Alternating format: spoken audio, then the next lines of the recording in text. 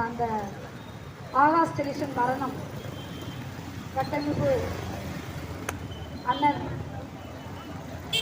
லெலின் அவர்களுக்கு தான் முதல்ல லெலின் தோழர் அவர்களுக்கு தான் நான் நன்றி சொல்ல கடமைப்பட்டேன்.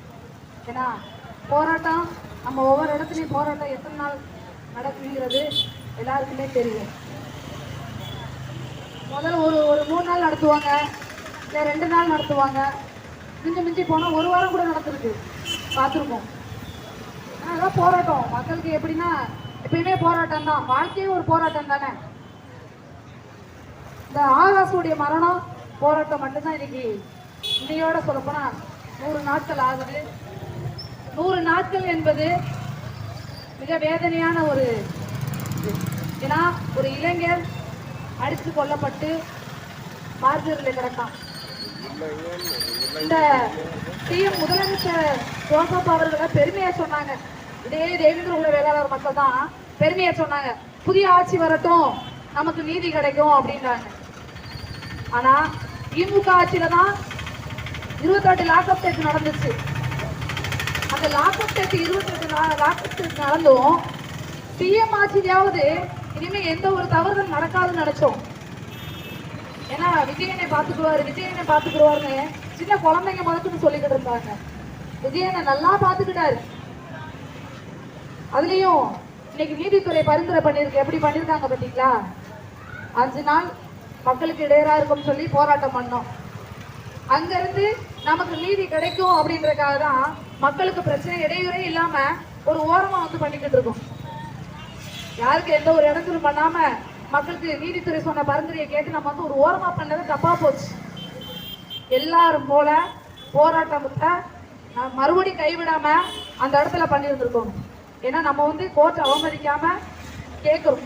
ஆனா நம்ம கேட்டு நடக்கிறதுனாலதான் இன்னைக்கு மார்ச்ல 100 நாளா கிடக்கான்.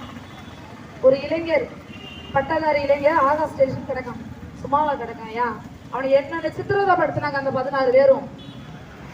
அந்த 16 பேரையும் நம்ம அரெஸ்ட் பண்ண சொல்லல, 2 பேரை தான் சொல்றோம். திலீபன் குகனை அரெஸ்ட் பண்ணுங்க, நாங்க உடனே வாங்கிடுறோம் அப்படின்னு. அவன் இறந்ததுலேருந்து அதை தான் நம்ம கேட்டுக்கிட்டு இருக்கோம். இன்னையோட 100 நாள் ஆகியும் நமக்கு எந்த ஒரு நீதியும் கிடைக்கல. சாமானிய மக்களுக்கு நீதி கிடைக்காதுங்கிறத நிறைவுபடுத்துறாங்க. இந்த நீதித்துறை என்ன இதுல இது பண்ணாரு? நீங்க தகப்பனார் பாடிய வாங்கட்டா அவங்க காவல்துறை கூட்டு போய் அடக்கம் பண்ணுவாங்களாம். காவல்துறையா பேத்தான் அடக்கம் பண்றதுக்கு இல்ல, காவல்துறை பிள்ளை இப்படி பெற்று இறந்து போய் கிடந்தானா காவல்துறை இப்படி சொல்லுவாங்களா? இல்ல நீதித்துறை மகன் இப்படி கிடந்தானா நீதித்துறைய காவல்துறை அடக்கம் பண்ண சொல்லுவாங்களா? ஏன்னா காசு இருக்கிறவனுக்கு காசு இல்லாதவனுக்கு இதுதான். ஒரு உயிரா நினைக்க மாட்டான். எப்படி நினைப்பான்? மக்களே ஒற்றுமை இல்லை. அவன் என்ன பண்ணுவான்? 10 நாள் போராடுவான், 2 நாள் போராடுவான், அடுத்து இப்படி மைக்க பிடிச்சி கதிர அவன் வீட்டுக்கு போயிடுவான். என்ன பண்ணுவான்? ஆனா இவ்வளவு போராட்டத்திலேயே 100 நாள் ஒரு மனுஷன் ஒரு கட்டமைப்புக்கு ஒரே நாள்ல போராட்ட குழுக்களை ஒரே ஆளா இருந்து நீதிக்காக குரல் கொடுத்துக்கிட்டு இருக்காரு. ஆனா இந்த ஊர் மக்களே அவருக்கு சப்போர்ட் இல்ல. எப்படி சப்போர்ட்டா இருப்பாங்க? இப்படியே வர்றவங்க ஃபுல்லா நாங்களே வாங்க வாங்க வாங்கன்னு சொல்லி கூப்பிட வேண்டியதா இருக்கு. கேட்டா நீங்க வெளியில இருந்து பேசி போயிருவீங்கிற.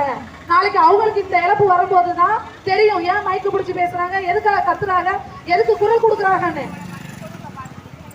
ஆகாசுடைய தகப்ப ஆகாச இழக்கல, எல்லாருமே இழந்திருக்கோம்.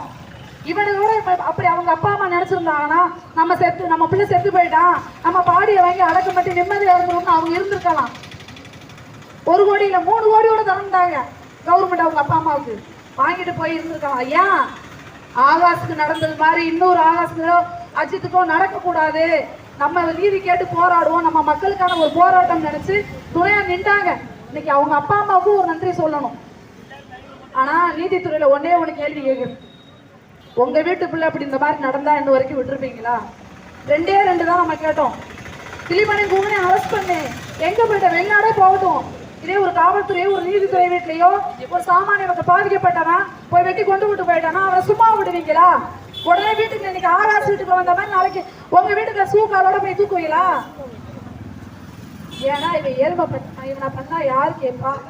சும்மா குத்துவாங்க போவாங்க, இதுதான் நடக்குது. நாளைக்கு அவனை தூக்கி அடக்கம் பண்ணிடுவீங்களா? அடக்கம் பண்ண விட்டுருவோமா? அதுக்கு அவ்வளவு நாள் 100 நாள் போராட்டம் ஒவ்வொரு இடமா போராட்டம் பண்ணிக்கிட்டு இருக்காங்க. அவங்களுக்கு வேலை இல்லாம வெட்டி இல்லாம பிள்ளைடைய பார்க்க முடியாம போராட்டம் போராட்டம் ஒவ்வொரு காலமா உட்காந்து போராட்டம் நோட்டீஸ் அடிச்சு ஓடிட்டு இருக்காங்க. ஒரு காவல் புலி கைவர்களையே நீங்க பாதுகாக்க நினைக்கிறவங்க இன்னும் என்னென்ன பண்ண மாட்டீங்க மக்களை கேட்கிறேன். இன்னும் என்னுடைய சாமானிய மக்கள் இன்னும் பாதிப்படைவாங்க. உங்களுக்கு காவல்துறை இது உங்களுக்கு ஒரு நீதி, ஏழ்மைப்பட்ட மக்களுக்கு ஒரு நீதி, அப்படிதானே? சாமானிய மக்கள் பாதிக்கப்பட்டவங்க தானே, என்ன பண்ண போறோம்? பேய கணக்கெல்லாம் கத்திக்கிட்டே போவோம். இதுதான் அவங்க நினைச்சிட்டு இருக்கீங்க. தகப்பனா இன்னைக்கு நாங்க வாங்க மாட்டோம்யா, பாடிய வாங்க மாட்டோம், எங்களுக்குள்ள நீதி கிடைக்கிறதுக்கு வாங்க மாட்டோம். நீங்க நாளைக்கு அவனை மார்க்கெட்ல தொட்டி தூக்கிடுவீங்களா? அடக்கம் பண்ணணும் நீங்க உத்தரவு விட்டானா நீங்க எனக்கு கடவுளா நினைச்சுக்கிட்டு இருக்கீங்க. மக்கள் 50 பேர் 20 பேர் என்ன பண்ண முடியும்? மிஞ்சி மிஞ்சி போனா எல்லாரும் மேலே எஃப்ஐஆர் போட்டு உள்ள தூக்கி வைப்போம். நீ கணக்கு போடு, நீயே கணக்கு போடும் போது நாங்க மனக்கணக்கு போட மாட்டோமா? ஒவ்வொரு இடத்துல எங்கெல்லாம் இறங்கி பேசுறோம், ஒவ்வொரு கணக்கு போட மாட்டோமா? நீ நாளைக்கு அவனை தொட்டு முடியுமா உங்களால? அதுக்கப்புறம் தெரியும். ஒரு இழப்ப கொடுத்துட்டு ஒவ்வொரு இடமும் உட்காந்து கண்ணீர் வடிக்கிற தாய் தோப்பங்களுக்கு தான் தெரியும். ஏன் இதே ஜிஎம் சோசபானே முதலமைச்சர் ஆகுறதுக்கு முன்ன அஜித்துக்கு படுகொலை இறந்துட்டாங்கன்னா உடனே அங்கிருந்து ஓடியாந்தாரு, ஆட்சியில உட்காராமலே. இன்னைக்கு 100 நாள் ஆகி எத்தனை தடவை வந்தாருங்க? எத்தனை அதிகாரி வந்து கேட்டா? ஏன்னா சாமானிய மக்கள் தானையா. அதுலயும் சொல்லவே தேவையில்லை, டிஎம்கே ஆட்சியில தான் எல்லா இழப்புமே. அவர் இதாவது ஒரு வீடியோ ஒரு போன் கால் பண்ணி பேசியிருப்பாங்களா? கேட்டா பாடியை வாங்குங்க வாங்குங்க வாங்குங்க. எதுக்குயா வாங்கினேன்? கொண்டவனை புடி, காக்கி சட்டையை போட்டு கொலை பண்ணவனை புடி, அவனையே விட்டு வச்சிருக்கீங்க. அவனுக்கு துணை போகிறதுக்கு தான் நீங்க டிபார்ட்மெண்ட்ல வேலை வாங்கி வந்திருக்கீங்களா? இல்ல படிச்சு வேலை வாங்கணுங்கிறீங்க? என்னத்த படிச்சு கிழிச்சிங்க உயிர் எடுக்கிறதுக்கா? டாக்டருக்காக கொலை பண்றியான்னு கேள்விப்பட்டான். இப்ப நீங்களே காக்கி சட்டையை போட்டு லத்தி எடுத்து கொலை பண்றீங்க.